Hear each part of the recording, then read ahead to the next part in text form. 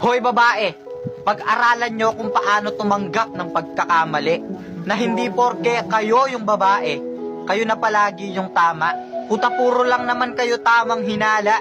Tapos wala namang tumatama sa inyong mga hinala. Kaya pumapasok sa isip namin ng salitang pagsasawa. Tapos sasabihin mo kung mahal mo, hindi mo pagsasawaan. Putang ina, pagod na kaming masaktan. Kami yung nagsusori kahit kayo yung may kasalanan. Kapag kayong mga babae may kausap na lalaki, kaibigan. Pero kapag kaming mga lalaki may kausap na kaibigang babae, puta kabit. Tapos kayo pa yung galit. Kayong mga babae, hindi nyo ba naiintindihan yung salitang intindihan? O kailangan ko pang ipaintindi sa inyo para inyong maintindihan na hindi sa lahat ng pagkakataon kami yung may kasalanan dahil nasasaktan kami ng hindi nyo nalalaman.